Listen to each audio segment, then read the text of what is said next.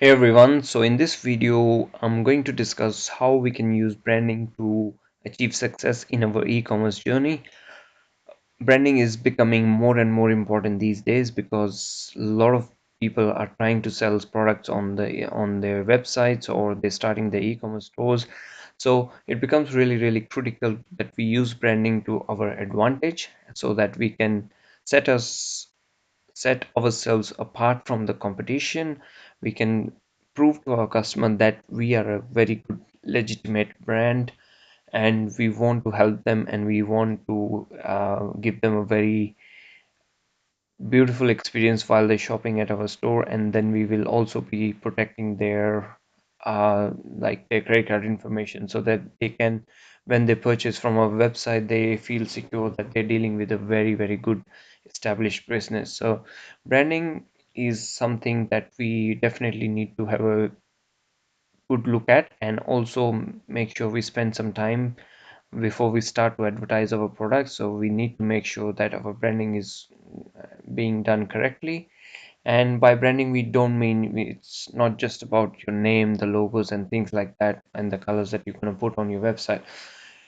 Branding does involve a lot of marketing strategy, a lot of ways how you can distinguish yourself from the different other competition. So we're going to discuss about that, and I would definitely request you to pay attention to this video and look for the finer points that I'm going to discuss here. So that will, definitely help you in terms of having a good profitable store, and will make your job much easier. That's a very good point there. So if you have the right branding, if you're appealing to your ideal customer, they will come and buy from you, and they will refer other people from their friends and family, and your becomes much easier rather than having to convince other people, okay, yourself, or trying to find advertising. Because once you give the good experience to a customer who shop to on your website, they will definitely talk to other people, and you know they will have good reviews about you, and then they automatically bring in sales without you having to spend money on advertising. So branding is definitely should be um, on your mind when you're starting your store. And I'm not gonna tell you to spend a lot of money on branding. We need to start making money, but in terms of other things, it's more about the strategy that you're going to put in place in terms of branding that I'm gonna focusing on. So branding is important, super important for sure, but we also need to start making money in the beginning of our e-commerce journey so that we can keep our expenses growing. So we can spend more money on branding, like the many big companies, they spend thousands or even millions of dollars to keep their brand image intact. So we do, what I'm trying to say is, we do brand our stores, we try to do present them as best as possible, but we, as a beginner, we also need to make sure that we're starting to make money, and then we're not just spending money on branding and without ever testing any products that we can actually sell. Okay, so let's get started with how it all works. So first of all, let's get the definition of what branding is. In simple terms, branding is your promise to your customer. Okay, it tells them what they can expect from your products or services, and it differentiates your offering from your competition. Your brand is derived from who you are, who you want to be, and who people perceive you to be. So read this definition a few times. You will always get few pointers from this one. There's a few main things. It's like the promise that you make to your customers, what they should expect from you, how you are good or different from your competition, and who you are, as a person who's running the show or running the business, who you are, why you want to do similar kind of business, or this kind of business, and what the customers will feel about you when they come to your website or they purchase something from you, or when they actually purchase something from you, what happens after that. So all these things become a part of your branding. Okay, as I said, it's just It's not just about your logos and your and the colors that you put on your marketing material. It's a lot more than that. So if we are going to do branding on our stores, we need to keep in our mind, first of the biggest thing that we need to keep in mind is, okay, actually, I want to come back to some of the benefits of branding. So you see all these people, they have big brands, all these big companies, Google, Coca-Cola, Starbucks, Adidas, Samsung, Apple, they all spend a lot of money to keep their branding in place, or to have an image in the mind of their customers that they are the best people in their field, and they come up with all these things that make the customers feel special. They make them feel looked after, so that the people keep on coming back to them, and it is super important for building a long-term business. Now, some of the benefits, as we already discussed, of branding is, branding, if you do a good job at branding, you will be able to stand out from your competition. You will build trust and loyalty in your customers. So if they trust you, and they will become loyal to you, they will keep coming back to your store and buy new products from you, and will also help you get referral business from their friends and families as well.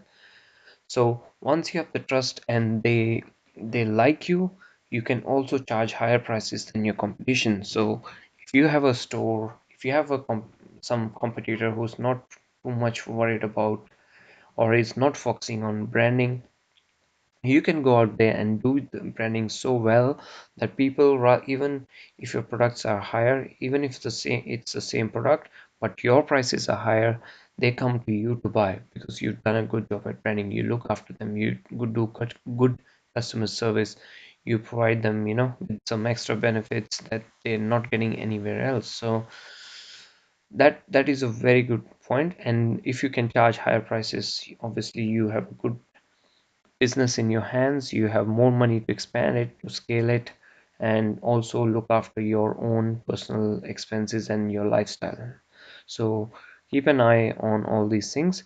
Plus, branding, it is one of the biggest, factors of any long-term business, that they have a very good branding strategy in place. So businesses that run for a long time, they will have a lot of emphasis on branding, and they continue to keep pushing that branding out in the market so that they are able to consistently run their business for a long time. Okay, so that's a benefit.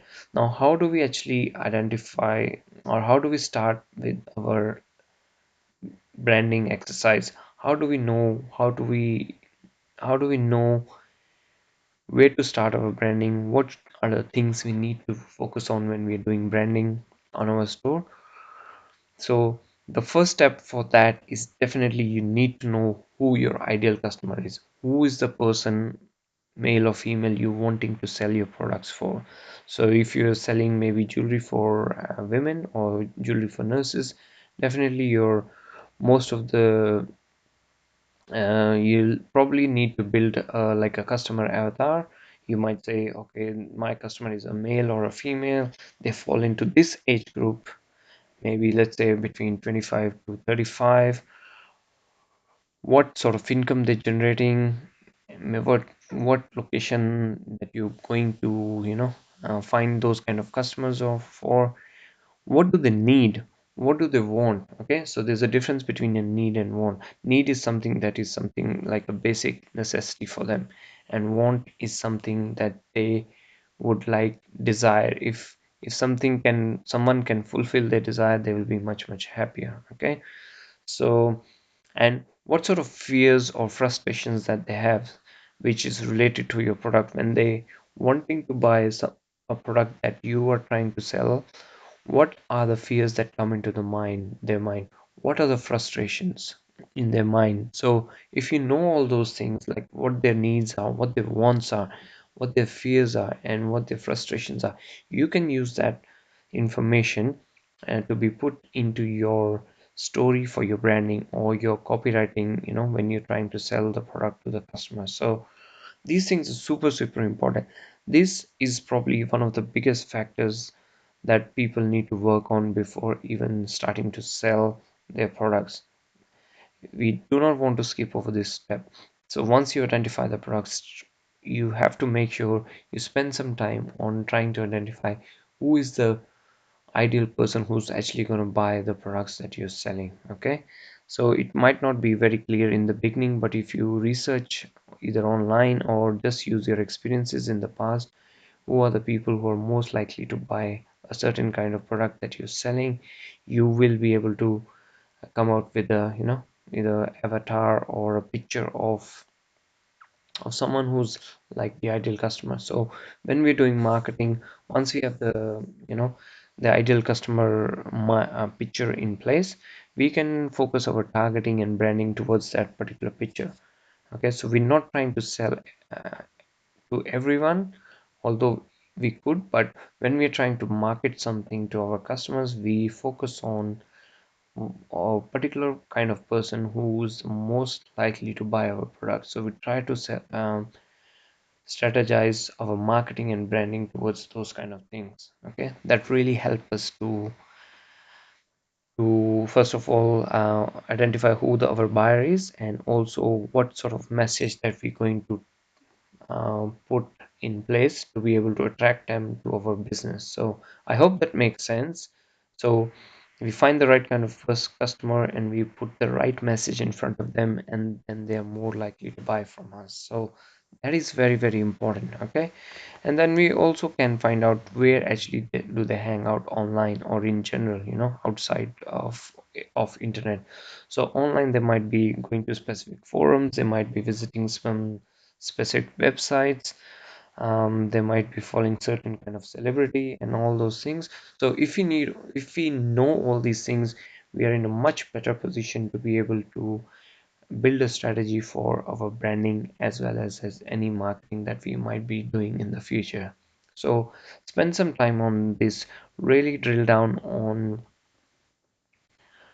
on who your customer is going to be ideally. Okay, just put everything on the table, write whatever comes into your mind first, and then select from those things and build out a customer avatar. You can also go on, maybe build, either draw a picture of that particular person or just try and google it and just find some picture which is as closely relevant to what you've written, and match it to the picture that you find on Google. So super important, pay attention to that, spend some time on it, and you will not regret it. Okay, so let's move on. Then once you know who your ideal customer is, who you're going to serve, then the next step is how you are able to best serve that particular customer, how you're able to best fulfill their needs or desires, how you can alleviate any fears that they have, or how you can clear any frustrations that they might feel when they trying to buy a product that you trying to sell. Okay, so let's go through some examples of very good branding that's been done by some of the businesses that we can actually go and show you. So there's few things you can do when you're trying to find ways to service your customers in the best possible fashion. First of them is your unique selling proposition. By unique selling proposition, what is the one or two things that you do that no one else in your business does, or no one else in your industry or anyone from your competition does to help your customers. Okay, so that is a very, very important thing. If we can position ourselves as a unique business, we might be selling the same product, but the way we are selling it, or the either we are bundling it with other products, or we are providing some extra service to the customer which no one else is providing, then we can set ourselves apart from the competition, and it will help us with the branding. So what does Zappos do? Is one of the big businesses. What they do is they want to help their customers by giving them choices in terms of shipping of the products. So what they do is They, if you want to buy shoes from the Zappos website, you can, they will offer free shipping to the customer's door, and they will ship one or two. The customer can take two or three, shoes, and they can select which one they need, and they can ship it back. The remaining two or three shoes that they don't like, they can ship back, or anything that doesn't fit their size, it's not their size, they can ship it back. But when they're shipping it back, it's the shipping is free to the store. So with that business model, Zappos has been able to, you know have been able to build a very, very big brand, and they're doing really, really well, just because no one at that time was offering the services that they were doing. So if you look at the story of Zappos, so which is here, so it talks about the founder Nick Swinmurm. So he went to a shopping mall, and he was trying to find the right size of shoes. First he couldn't get the right size, and then he had to go out in another shop, and then they had the right size, but didn't have the right color. So then he said, okay, I'll try it online. But then when he went online, he had the same story. Some people don't have the size, some don't have the color, and he wasn't able to purchase his store. So then he tried to start his own store, and tried to find the best selection of shoes, and also, you know he also made sure that the final customer has a really, really good experience when they're buying the shoe. They don't have to, send the product back and pay shipping on top of that. He made a business model where the customer get the products first. They might get two, three sizes, or they might get two, three different pairs. They select whatever they want, and they ship the other things back. Okay, so that business model has been very, very successful.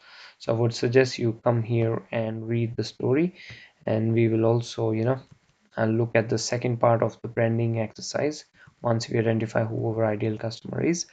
So having a brand story, makes you memorable and more more accessible to your customer. They don't feel that there's a disconnect between you and the business or your brand. Okay, so if you have a brand story like GoPro, I will show you in a minute. So if you have a brand story on your store, on your about us page, and people can relate to it much, much better, they will know that the company is being run by normal human beings, and it's not some robots or some dodgy people um, hiding behind the internet and trying to scam them. So stories are really, really powerful. Stories sell really, really well.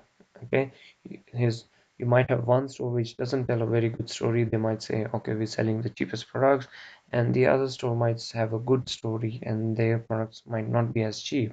But what you will find is the the store that has a good brand story, they will be able to sell more, and they will also be able to sell at a higher price than a normal store which doesn't have a story involved. Okay, so let's go to the GoPro official website. So their website, they have put up a small story in actually they've done very well. They've actually gone to make a video for their to the specifically. So let's read the text first. So what they're saying as part of the story is that GoPro frees people to celebrate the moment, inspire others to do the same.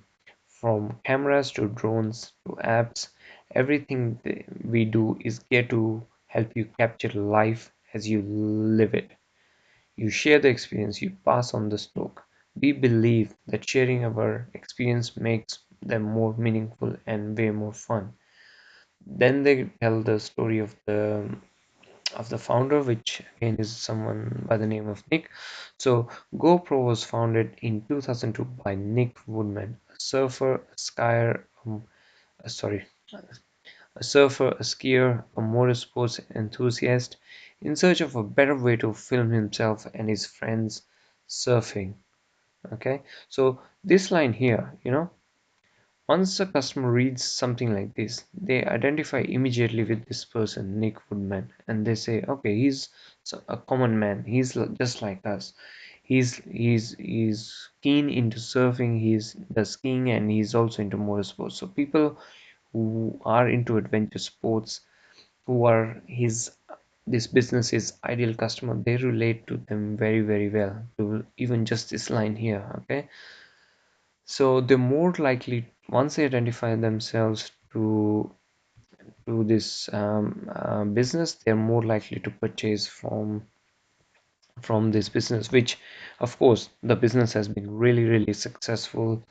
They've been doing really, really well and keep on expanding into different areas and different products as well. So just moving on and reading what they're saying. So what started with a 35 camera and a wrist strap made out from old wetsuits and plastic scraps has grown into an international company that has sold over 26 million GoPro cameras in more than 100 countries. So that is huge, in terms of branding and being able to relate to this particular website. So immediately you build credibility. You've done, 26 million GoPro cameras in over 100 countries, and then the company started from a small beginnings and went up to go and achieve high things. So that's instant trust and credibility that we can do with our customers. So, and then another thing that they say is, but it's millions of passionate GoPro users around the globe who can bring the magic to life. They humble and inspire us every day with incredible creativity that helps us see the world in all new way and fires us to keep creating the most awesome and innovative products as possible. So every line in this paragraph here, it's been carefully crafted. It's not just someone just wrote it there.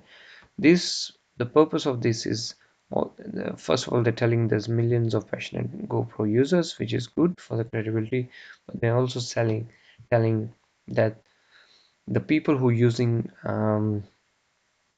they're giving credit to the final customers. They're saying they're humble and they inspire them every day to, bring them some good products again and again in the market, to work hard and find something good for, and inspire other people as well to get into more adventure sports and see how good life can be if you're following adventure sports.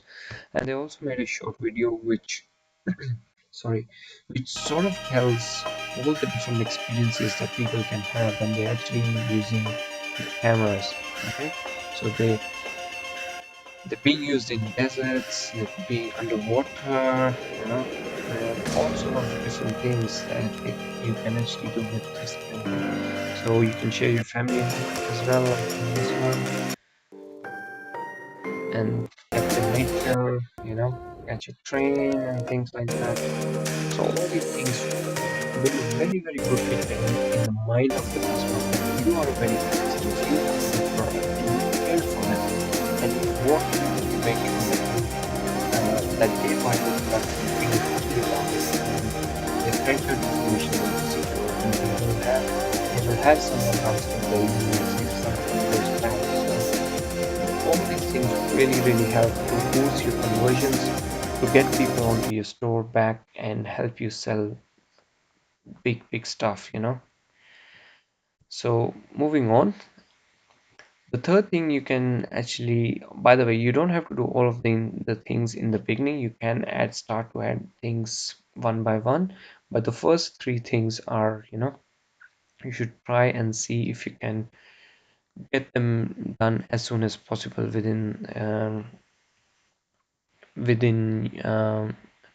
you can distinguish your brand by using these three things. Okay, personalization of customer experience. So we'll go to this website, which is called www.soulfield.com.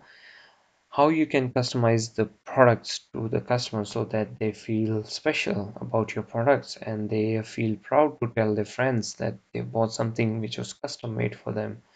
Okay, so this option is actually also not shouldn't be available for everyone. Like not every person or every business can do that, but when we discuss print on demand and all those things, then we will have more discussions about that. But uh, something like this can also differentiate you from your competition. So many people are selling jewelry and things like that, but if you have a business like Soulfield, what they do is basically they sell you custom jewelry. You know, so if you want your name written on a particular piece of jewelry, they will make the piece specifically for you. Okay, so they'll have different sort of designs and things like that. But if you want to get your name added or your family's name added to your piece of jewelry, or you maybe another case might be you're designing specific jewelry items for specific, sorry, designing specific t-shirts for specific people. So that sort of an experience or that sort of a service will set you apart from your competition. Look at these rings, how beautiful they are, and not only that, you can actually write down the your family members' names, your kids or your partner, all those things will definitely help you set you apart from other people in the market who's doing the same thing, or they're selling jewelry but they're just selling normal jewelry with no customization. But you come in there and you say, okay, I will find you the jewelry, but I will also make it customized as per your demands. Okay, so that will definitely help you. People go to your store, they will start to recommend all these things to you, all the other friends and family to you, so that they can also have the same experience that you had, which was really good and exceptional. Okay, so we want to try to blow the customer away, with our service and with our products and all the facilities that we can offer to them. Okay, now the other two things you can do is you can distinguish your brand on product quality. You can have a better version of the same product in better quality, which doesn't break very often, which doesn't slow it down, or whichever way you think you can improve the product. There might be 20 different sellers selling the same product, but you come with a new version which also even solves more problems for them. So that will really, really be helpful to be able to distinguish yourself from the other people in the market. Okay, a good example of that will be the headphones by Dr. Dre. Before Dr. Dre, there was like hundreds of thousands of brands of headphones that people can go to. But what they did, the company did, was they came out with a product which was far more superior to people who really valued listening to good music, and they want the music to be clear and to be of very, very high quality. So they made their product such a very, very high quality that people cannot cannot just buy any other headphones. They have to buy Dr. Dre, Beats by Dr. Dre. So they almost sort of created a revolution, and they had a very good fan following, which was always wanting to buy the products that they were bringing out in the market. So they sort of dominated the market at that point of time, just by introducing a very good quality of product. So something like this you can also use, if you can somehow increase the quality of the product or bring more value to the customer. Then you can distinguish your business from other businesses and have many loyal fans. Okay, lastly, what you can also do is you can create your business around something that gives something back to the community. Okay, so there's businesses like they say, okay, for if you purchase something, we'll pay 5% of our profits to some charity of whatever they've decided on, or they will donate to some children, or they will try to build hospitals or whatever. Okay, so the thing with Tom Shoes is what they do is they sell shoes as well and plus other things. But when someone buys a shoe from their website or their business, what they do is they help people in countries where they don't have um, they don't have money to purchase shoes, they donate shoes at those places. So something like this immediately catches attention of certain kind of people who are more giving and they want to do charity work or they want to donate things. So they would prefer to buy the shoes from your side because you're actually helping some other people who you know you who are underprivileged and they cannot afford buying shoes and things like that. So something like that is really, really powerful as well in terms of building trust and credibility as well with your customers, and they're more likely to buy from you. Okay, I hope it's all making sense. And let's move on to the next step that we're going to do. So, like we discussed, you have to create a brand story. How do you create a brand story? First of all, I think you best to go to and read these things. Like you go to Zappos.com and go to their about page and read the story. It'll give you an understanding of how they're structuring the story. And also in here, if you go here onto the GoPro website, read this whole thing here. In each of the line, it does make sense, and that will help you get an idea of what your story can be like. Okay, but to be able to help you out, I've put together some points that you can keep in mind when you're trying to craft a story for your business. So what your brand story would be like. Okay, your brand story should could be something like why actually you started this kind of business. Okay, so ring to perfection is also a good um, they have a very good explanation of this story on the website, so you can go to the link here, which I can also go ring to perfection and their about us page. So why you started the business, who you are, what do you care about, okay, what do you stand for as a person, and why you stand for it, so you might say I started the business to make things more affordable. I think it's best to explain if I can get you to this page here for ring to perfection. So they tell you why they started the business. They were, I think they were just doing a blog, and then they started to get demand from people that they want whatever they're sharing. The jewelry designs they were sharing are very unique and very good. So the people wanted to help them buy as well. So what they tell you here is in this diagram and in this paragraph here or the text here is that what they do is they go to manufacturer directly and they get you the most um, they get you the very good designs and very good quality products straight from the manufacturer. In doing so, they cut out the importer, the distributor, and the retailer, and they pass all the savings to you. Okay, so rather than following this big step, they they purchase directly from the manufacturer and then they send it to the final customer, and thus avoiding them cost and but still give them a very, very good quality product. Okay, so have a read through this as well. This will give you a really good idea.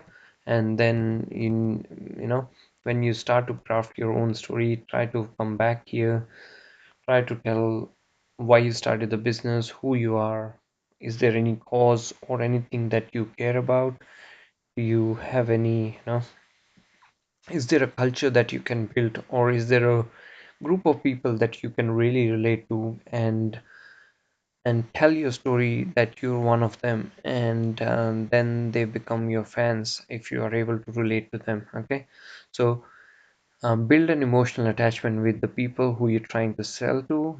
They might belong to a certain section of the society, or they might have similar interests or beliefs. So get emotionally attached with them and try to build a culture along with it. Okay, so they keep following you, they become your raving fans, and they want to do business with you as well. Okay, and the other important thing to keep in mind is to be consistent with your story and messaging. So once you craft your ideal customer, you build a brand story, try to stick to that story and messaging, and do not keep on changing it again and again. Okay, because that's something that can confuse a lot of businessmen, and they can't even themselves decide on the direction that they're going to go. So that will be super important if you can keep all these things in mind, and then it will really help you to craft a very good brand story. And I do recommend going to all the pages that we just discussed, have a read through as well again. Okay, the second part of that of branding is how you're gonna do your logos, your taglines if you need one, what sort of tonality you're going to use when you're going to write your story and things like that, the colors that you're going to use, and the fonts and the photo styles and things like that. So the bigger part was the story and how to differentiate yourself in the market. That then next logical step is to have your a good logo design from a professional logo person, or you can actually do it yourself as well, which I'll explain you in a minute. But having a good logo, a good tagline if you need one, having the colors codes matching to each other, giving a very comfortable, soothing feel of your website so that it doesn't look scammy, it looks legitimate, and people are more willing to do business for you from you. Okay, so logos you can design from a few different places, which I'll show you in a minute. So I've just put some examples of the logos that some of the drop shipping stores are using at the moment. So a logo is important. Again, it is important, but at the same time we not want to spend too much time on just trying to finalize the logos and things like that. So because the main aim is to find products that sell. Okay, so we can have good branding and everything, but we need a good product as well. Okay, so logos also is a good uh, thing that you need to pay attention to, but you don't want to waste too much time. I see many people get stuck in how the logo should look like, what colors should have. You try to find a good logo, you try to make the best possible, but then you have to move on when you're doing the logo, no? You can't get stuck on the logo. So you try to finalize within the 15-20 days and put it all together. Okay. So some of the websites that you can use to find people for who can do your logos, and even help you select the color patterns that you can use. Canva is one of them. Canva is actually free to use. You can design your own logos if you want to, and it's a very powerful tool that can be used by online marketers in many different ways. It's recently actually been valued at 1 billion. So it's it started small, but they have a valuation of 1 billion or more. So that is Canva is a very beautiful tool. You can use it for many other purposes as well, like your Facebook posts and things like that. So definitely check that out. But if you if you can't build the logo yourself, you can go for something low cost on Fiverr.com, and get someone else to design the logo. So Fiverr can be really cheap, but you have to find some good artists or good freelancers on that particular website to be able to build your logos. So Fiverr, Upwork, and 99 Designs are like freelancers websites. So depending on the price range or how much money you want to spend, you can go to these three websites here. Okay, so Fiverr is relatively low cost, so some of the good sellers might have to charge you extra, but generally they are pretty low cost. Okay, then you can find people in Upwork.com, which is a low to medium provider um, of many different things, and also like you can get the logos done, get website design and things like that. Okay, so you can avail those opportunities from these sort of website. 99 designs is a bit upmarket. It's more expensive. It might cost you $200 to $300 to get a logo done. So, but the quality will be obviously much higher than Upwork or Fiverr or Canva, you know. So really it comes down on the budget, but at the same time, I would say do not get stuck too much on the logo. Okay, your main aim is to just get started. The moment you get started, you start to build a lot of credibility and stuff.